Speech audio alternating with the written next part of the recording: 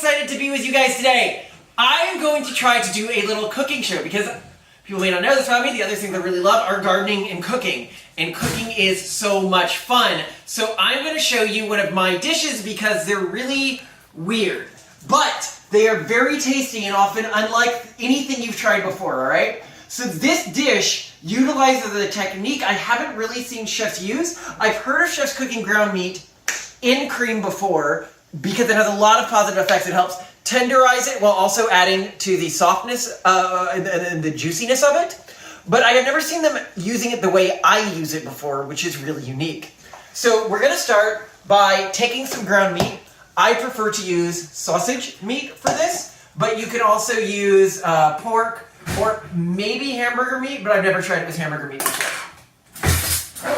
Alright, so stage one of this process, and I try to make this as easy to replicate as possible, so just use very rough, similar kinds of ingredients. I'm doing this with heavy whipping cream and sausage. This is sweet Italian sausage. So you pour just like an amount on, like that. Now what you're going for, and you can add more later, is that when you start to mix this up, a really cool thing, and the reason I actually started using this technique is because it allowed me to totally separate the ground beef into the individual ground chunks. So I'll start filming again once I get to that stage, but it's much faster than any other method because it gets coated in the cream and tenderized a bit in a way that keeps it from reforming, which can give you those really small ground meat chunks.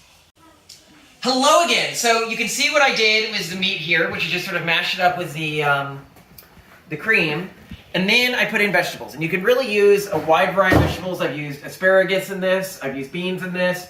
Right now, I almost always use some peppers in this. So you've got a jalapeno and a half here. The reason I'm using jalapenos is because it's the cheapest pepper the grocery store sells.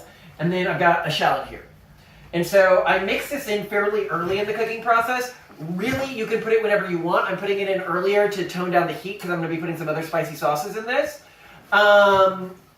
But it really doesn't matter. The point is ground meat, cream, then vegetables on top, stir them all together for a while, cook until the meat is edible, and then we'll get into how I spice it. Okay, so the next step is I got some coconut. You don't actually need frozen coconut for this dish, but I like putting it in. It adds a good texture. So then the next thing I do is add a bit more liquid to this, and I do that with Worcestershire sauce. Classic English sauce here.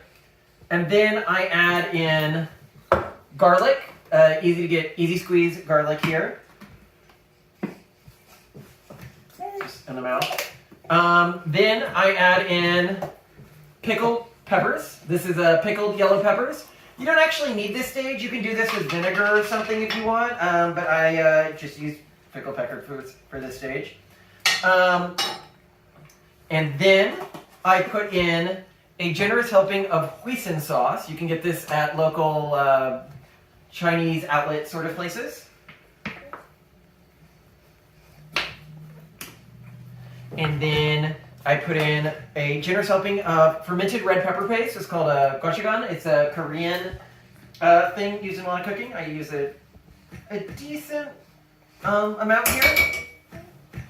And then biryani paste, about half of what I use for the gochujang there, so like this amount. And then some dan noodle sauce. And you want to dig deep in this to get the actual sauce itself. So I use a slightly smaller amount of this than I do the other things. And I used to pre-mix all this stuff, but these days I just mix it right in. Finally, you want to get some MSG and some, well, you can use any sort of soy sauce or, up here the MSG is. So I'll take a small pinch of this. And if I had any here, oh, and I'm also putting in some dark soy sauce, but you can use any sort of soy sauce or tamarind sauce for this dish. Really, it's pretty flexible. The core things you need are the biryani sauce, the fermented pepper, and the dan noodle sauce. And then finally, you're going to want a little bit of peanuts mixed in. but I'm gonna do that right before the end. At this stage, or a bit after this stage, what I would normally be adding is some frozen chives. I just don't have any right now.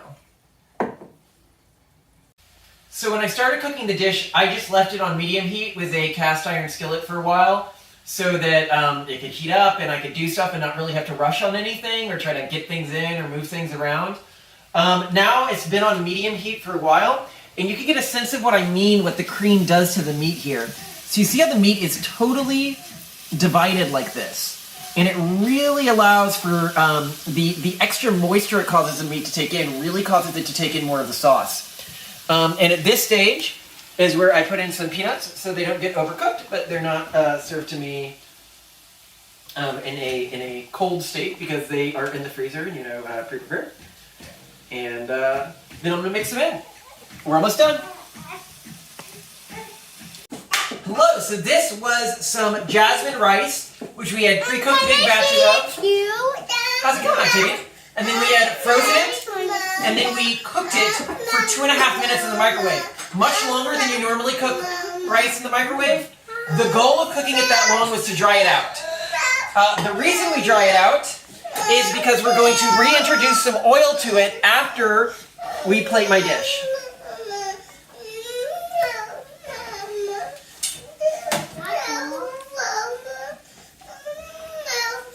So I'm taking about half of what I cooked here today, and the rest I'll have for lunch or something tomorrow. But right now it's popping it on top here. All right, friend. And then you want some milk? I take Okay. any sort of oil crisp, but I generally find this one's the cheapest, which is why I use it. Take, in the first thing, a big thing of the crisp, pour it on, and then some oil to drizzle on top.